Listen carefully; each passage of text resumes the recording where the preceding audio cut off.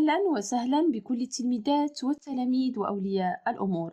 إذن في إطار دروس مادة النشاط العلمي للمستوى السادس ابتدائي غنشوفوا تتمة الدرس ديال شروط الاحتراق، يعني الحصة الرابعة، وغنخدموا الصفحة 11 من كتاب التجديد في النشاط العلمي للمستوى السادس ابتدائي.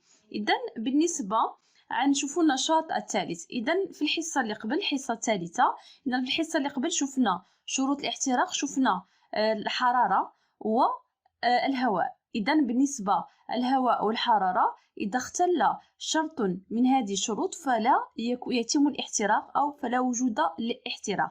إذن غنشوفوا الشرط الثالث. إذا شفنا الشرط الأول الحرارة أو الطاقة الحرارية، شفنا الشرط الثاني الهواء، دابا غنشوفوا الشرط الثالث. إذن بالنسبة الشرط ديال الحرارة والشرط ديال الهواء، إذا اختل شرط من الشروط فلا يوجد احتراق، فلا وجود لاحتراق، إذن فلا يتم الاحتراق.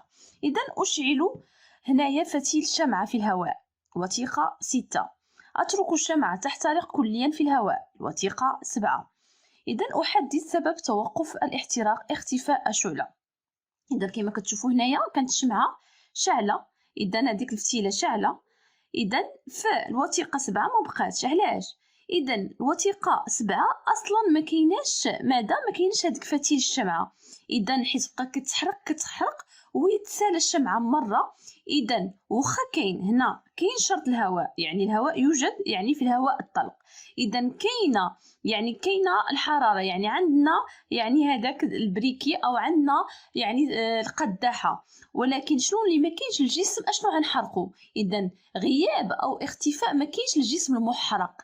إذن واخا كاينة الحرارة، واخا كاين الهواء، ولكن ما كاينش اشنو غنحرقو. الشمعة اصلا ما كايناش، مثلا ما عنديش الشمعة اشنو غنحرق؟ ما كاينش اصلا الجسم المحرق. اذن هنايا علاش سبب توقف الاحتراق؟ اصلا ما عندناش الجسم المحرق، يعني ما كايناش الشمعة، يعني مشات. اذن ما كانش عندنا جسم محرق اشنو غنحرقو؟ اذن غنكتبوا الجواب. اذن هنايا سادسا، إذن سبب توقف الاحتراق، سبب توقف الاحتراق ماذا؟ هو استهلاك الكلي، الاستهلاك الكلي لماذا؟ للشمعة أو الجسم المحرق، الاستهلاك الكلي للجسم المحرق. نعمل لكم هنايا المحرق ماشي المحرق، المحرق. إذن هنايا اشنو كاين؟ لا علاش يعني توقف الاحتراق؟ لأن أصلا ما عنديش جسم محرق، ما عنديش أصلا اشنو غنحرق، يعني جسم المحرق. واخا يكون الهواء، واخا تكون الحرارة، وما كانش عندي الجسم المحرق، يعني اختل واحد الشرط لا يحدث احتراق. إذن من شروط الاحتراق، إذن من غير شرط ديال الهواء وكذلك الحرارة خصنا وجود جسم محرق. إذن شرط استمرار الاحتراق هو وجود الجسم المحرق. إذن غنكتبوا الجواب. إذن شرط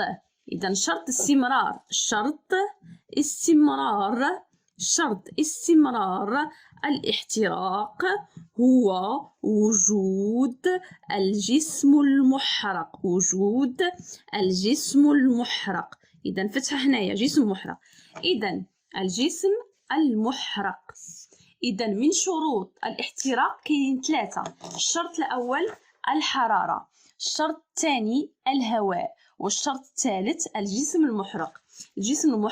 إذن شروطه نعمل لكم خلاصة يعني باش تعرفوها. شروط الاحتراق كاين ماذا؟ الحرارة أو الطاقة الحرارية، كاين الحاجة الثانية كاين ماذا؟ الهواء، والحاجة الثالثة يعني الشرط الثالث هو الجسم المحرق. إذا الحرارة مثلا شعلة أو الشرارة مثلا.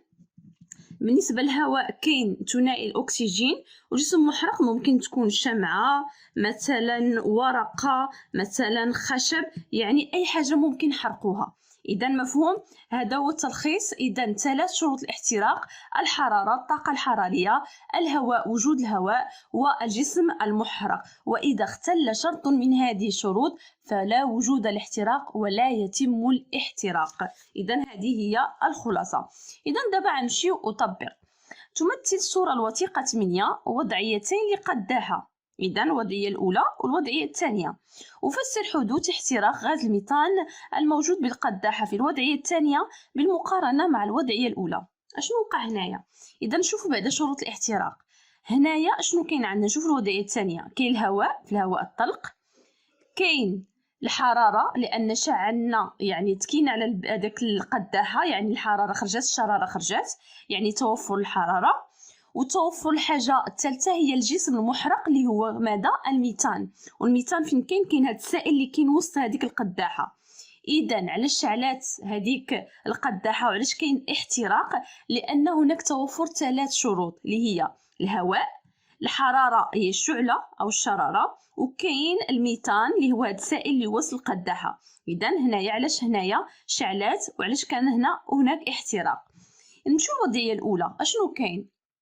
كاين الهواء. إذا كاين الهواء يعني حيت في الهواء الطلق.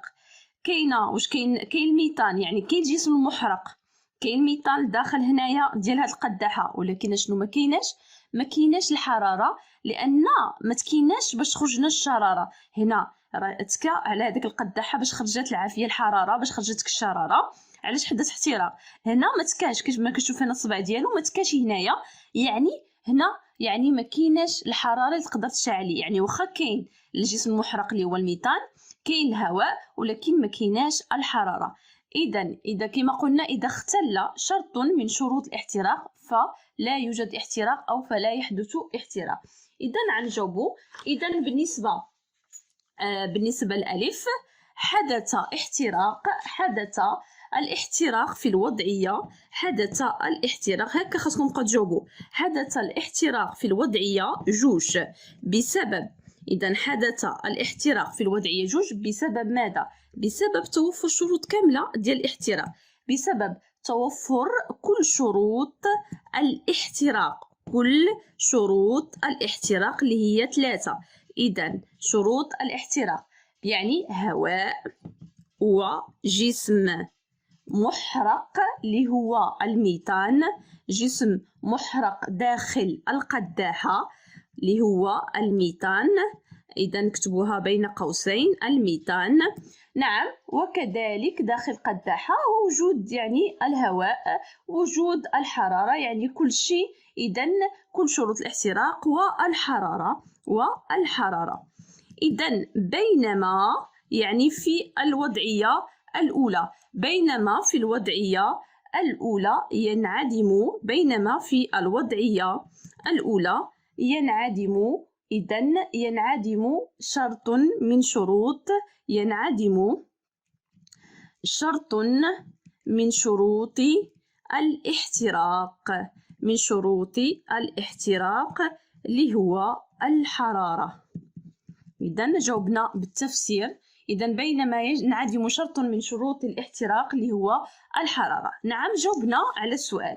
إذا غنمشيو دابا تجربة اتبع خطوات نهج التقصي. إذا غنشوفوا اشنو عندنا بالنسبة لنهج التقصي. إذا بالنسبة شنو هي نهج التقصي؟ بالنسبة لنهج التقصي أنني كنطرح واحد التساؤل وكنفترض واحد الفرضيات، من بعد كنتأكد من هاد الفرضيات واش صحيحة ولا لا. إذا أراد أيوب صناعة مصباح بشمعة وإناء بلاستيكي، لكن بعد مدة قصيرة من صنع المصباح تنطفئ الشمعة. إذا أقدم تفسيرات أولية لانطفاء الشمعة. فرضيات. إذا أشنو عمل هذا أيوب؟ بغى يصنع واحد المصباح من إيش؟ من شمعة وإناء بلاستيكي، يعني شمعة وإناء بلاستيكي، وبغى يدخل هذاك الإناء يعني في هذيك الشمعة، يعني ويصنع يعني يبان له الإضاءة بحال عنده مصباح. إذا أشنو وقع له هويا؟ من دخل هذاك الإناء بلاستيكي طفات الشمعة بعد مدة وجيزة. إذا أقدم تفسيرات أولية لانطفاء الشمعة. إذا شنو غنقولوا هنايا؟ هنا فرضيات. شنو غنفترضوا علاش طفات الشمعة؟ إذا غنقولوا انطفأت الشمعة لأنه منع دخول الهواء إلى داخل إناء البلاستيكي. اذا اشنو وقع من دخل هذاك الاناء؟ راه الهواء ما بقاش كيدوز الاناء وانطفأت الشمعه، اذا اختل شرط من شروط الاحتراق. علاش ما استمرش هذا الاحتراق؟ اذا غنجاوبوا. اذا بالنسبه السؤال هنا عندنا اتبع خطوات وغنعملوا واحد. اذا غنقولوا انطفأت، هنا غنعملوا نفترضوا انطفأت الشمعه. انطفأت الشمعه لماذا؟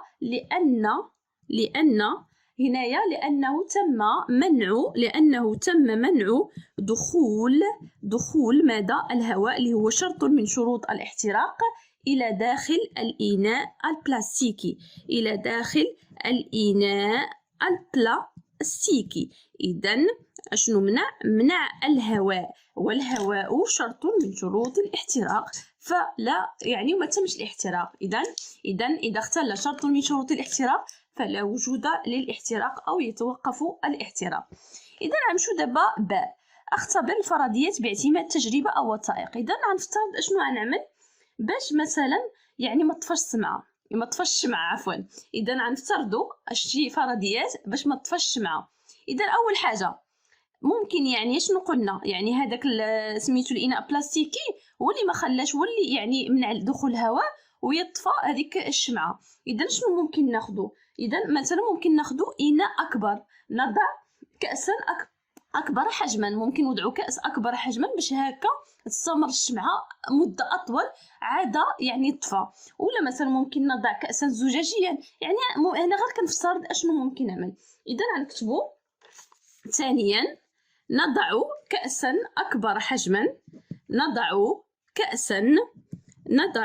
كأسا أكبر حجما. نعم، نضع كأسا زجاجيا مثلا، يعني من الزجاج. إذا هادو افتراضات. دابا غنتحققوا من الفرضيات أو نقترح. هنا قال لك التحضير تنجز أو تجربة رفقة شخص راشد، يعني مشيش للدار وتخدم عمل تجربة بوحدك حيت العافية هادية والعافية خطر. إذا عمل تجربة مع الوالد ديالك ولا الوالدة ديالك إلى آخره. إذا غنمشيو للسؤال 3. إذا أقترح على أيوب حلا لاستمرار شعلة الشمعة لمدة أطول. إذا أنا بغيت نعمل هاد التجربة ولكن بغيت أن الشمعة تبقى شاعلة مدة طويلة. أشنو غنعمل؟ أشنو عمل أيوب؟ علاش طفات له الشمعة؟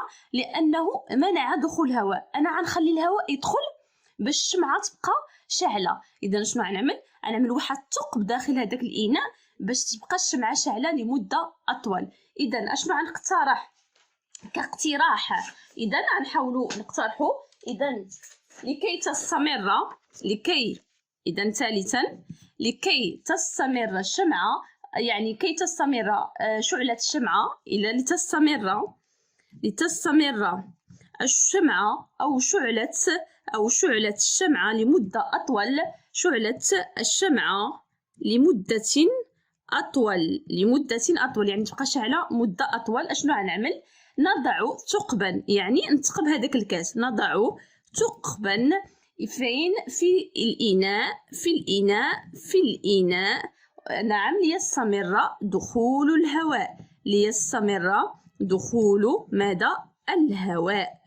إذا يعني نخليو الهواء يدوز باش تبقى الشمعة أو شعلة الشمعة يعني تبقى مدة طويلة. نعم، إذا نستمر في الإجابة. دابا غنحاولوا غنشوفوا سؤال بالفرنسية. يعني أول حاجة قبل ما نبدا لكم، بالنسبة للكومبيستيون هي الاحتراق، راه تي كتنطق اوكي، واخا ما كتبانش انها كتنطق، ولكن الاحتراق بالفرنسية هو كومبيستيون. إذا غنمشيو دابا au cours de la formation des jeunes sapeurs-pompiers il est fait mention d'un triangle de feu. document 10 وهذا يعني الوثيقة 10. إذا غنشوفوا هاد je donne un exemple de carburant, je cite 2 exemples de combustible. إذا نشرحوا بعدا. إذا عندنا هذا في الإطفاء كيستعملوا هذا مثلث اش كيتسمى ديال الحرارة أو مثلث ديال العافية دو فو. إذا بالنسبة يعني أشنو كاين في هذا المثلث؟ فيه 3 على سمينا تريانغل دو فو، فيه 3. فيه إنرجي داكتيفاسيون اوكي، في كومبيرون. شنو هو كومبيرون؟ هو المحرق. اذا وفي كومبيستيبل اللي هو المحرق. اذا هذا كيتسمى مثلث تريانغل دو فو ديال العافيه. اذا تريانغل دو فو. اذا بالنسبه يعني مثلث الاحتراق، عقلوا لها بالعربيه كيتسمى تريونغل دو فو، يعني مثلث الاحتراق في 3 عناصر اساسيه واللي هما شروط الاحتراق. اذا عندنا كومبيرون هو المحرق، وشنو هو المحرق؟ هو الهواء او بالضبط ثنائي الاكسجين. كاين كومبيستيبل هو المحرق، ممكن يكون اي حاجه، فتيله يعني خشب، ورق الى اخره. وكاين انرجي داكتيفاسيون اللي هي الطاقه ديال يعني مثلا طاقه يعني ديال لاكتيفاسيون هي مثلا الطاقه الحراريه. اذا هنايا غنمشيو نشوفوا جو دون ان اكزامبل دو كومبيرون. اذا هنا شنو هو الكومبيرون المحرق؟ بالنسبه للكومبيرون هو ثنائي الاكسجين. اذا بالنسبه للكومبيرون هو ثنائي الاكسجين. كتبوا الجواب غير هنايا حيت صغير. اذا غنكتبوا دي اوكسجين، دي ماذا؟ دي اوكسجين اللي هو ثنائي الاكسجين، هو الكومبيرون اللي هو المحرق. اذا هو شرط من شروط الاحتراق. بالنسبه للكومبيستيبل هو المحرق. اذا وبالنسبه لهنايا انرجي داكتيفاسيون هي هذيك الشعله ديال الحراره او الحراره. نعم. اذا دابا هنا غنمشيو دابا جو سيت دو زيكزامبل دو كومبيستيبل. كومبيستيبل اي حاجه ممكن نحرقوها، ممكن تكون مثلا ليسانس، ممكن تكون باغ اكزامبل لو بوا الخشب، ممكن تكون مثلا لو بوتان، ممكن تكون ان بابي ورقه، يعني اي حاجه كتحترق. اذا نكتبوا لكم امثله هنايا. اوكي مثلا اوكي. اذا بالنسبه هنا سؤال الفرنسيه الثاني، اذا ممكن نكتبوا باغ اكزامبل ليسانس. اوكي ممكن يكون مثلا لو بوا اللي هو الخشب، ممكن تكون دي بابيي يعني اللي هي الاوراق مثلا، ممكن يكون غاز يعني غاز الميثان او البوتان الى اخره، بحال غاز البوتان بحال اللي كاين في البوطه. اذا ممكن يكون لو بوتان. اوكي هادو كاملين هادو اسم محرقه، يعني ممكن قابله للاحتراق والاشتعال، اللي كتسمى كومبيستيبل. عقلوا لا كومبيرون اللي هو محرق وكومبيستيبل اللي هو محرق. اذا غنمشيو دابا on éteint le feu sur une personne enflammée en l'enroulant dans une couverture épaisse. اذا j'explique pourquoi on utilise cette méthode sur quel élément du triangle de feu agitant. اذا شنو قالوا لك؟ قال لك هنايا مثلا الله يحفظ مثلا شي واحد شعلات فيه العافيه، اشنو خاصك تعمل له؟ شنو كيعملوا؟ اشنو كيفزقوا واحد الغطاء، ماشي كنخوي عليه الماء لان خويتي الماء راه كتزيد العافيه تشعل، كنعمل واحد الغطاء كنفزقو كنلويه عليه. تري بيان. اذا هذه هي الميثود. علاش كنستعمل هذه الطريقه؟ اوكي الوغ اون يوتيليز سيت ميثود. علاش؟ اوكي بور ايفيتي لير دو لا يعني لير دو لا بيرسون، يعني باش ما يتفاعلش، يعني حيت كيكون شنو هو كيكون الهواء. اذا بالنسبه للهواء باش ما نتفادى يزاد داكشي يشعل، ما كنعملش تفاعلات هواء مع هواء الى اخره، يعني كنمنع عليه الهواء باش يدخل باش ما يزادش الاشتعال، لان اللي كيشعل هو داك ثنائي الاكسجين. انا كنحاول نيفيتي هذاك ثنائي الاكسجين، كنحاول يعني نهبط وما يبقاش يدور علاش كنغطيه بهذاك الغطاء. اذا غنكتبوا الوغ. اذا هنايا اون يوتيليز. اذا السؤال 3 ديال الفرنسيه on utilise méthode ديال الطريقه. اذا on utilise cette méthode علاش هاد الطريقه؟ pour éviter quoi، يعني باش نتفادى pour éviter اوكي هنايا الهواء ديال الشخص pour éviter l'air de quoi de la personne enflammée. اذا باش نزولو باش نانيليو هذاك الهواء ديال الشخص المشتعل، اذا اللي شعل فيه العافيه الله يحفظ. اذا هنايا بالنسبه باش نتفاداو كوا، اذا هنايا كما قلنا باش نتفاداو، اذا بالنسبه للشخص كنزو هذاك الهواء نحاولوا نانيليو ما يبقاش. اوكي باش ما تزيدش تشعل العافيه اكثر. اشنو كنعملوا؟ يعني كنحاولوا نزولوا هذاك الهواء ديال الشخص اللي شعل فيه العافيه. اذا اوكي غنمشيو دابا سؤال 4 ونجاوبوا على 4. اذا sur quel élément du triangle de feu agitant. اذا شنو هو العنصر اللي منعناه؟ شنو هو العنصر اللي حيدناه؟ اوكي باش ما يكملش الاحتراق. قلنا شروط الاحتراق هي الهواء والحراره وكذلك الجسم يعني المحترق. اذا شنو هو الاليمون اللي حيدناه باش نتفاداو هذا الاحتراق ونطفيو هذا الاحتراق؟ اذا في تريونغل دو فو سي كوا؟ اذا بالنسبه هذا الجسم اللي تفادينا هو كوا؟ هو لو كومبيرون. شنو هو لو كومبيرون؟ اللي هو المحرق، اللي هو ثنائي الاكسجين. حاولنا نحيدو ثنائي الاكسجين. اذا هنايا غنكتبو اذا سور لو كومبيرون، سور لو كومبيرون اللي هو الجسم المحرق اللي هو ثنائي الاكسجين، هو اللي زولنا، هو اللي امنعنا. اذا اجي، اذا سور لو كومبيرون agit quoi? Agit le feu de triangle. Ok? Ou là le triangle de feu. Le triangle de feu. Ok? إذن سالينا بالنسبة لهذا الدرس. إذن وشفنا بزاف الأمثلة. اوكي؟ إذن وحاولوا تعرفوا هذا مثلث الاحتراق. وبالنسبة للمحرق راه هو كومبيرون، المحرق كومبيسيبل، والهواء هو اير، وبالنسبة للاحتراق هو لا كومبيستيون. إذن سالينا صفحة 11 من كتاب تجديد في النشاط العلمي. نتمنى نكون فدتكم. شكرا وإلى اللقاء.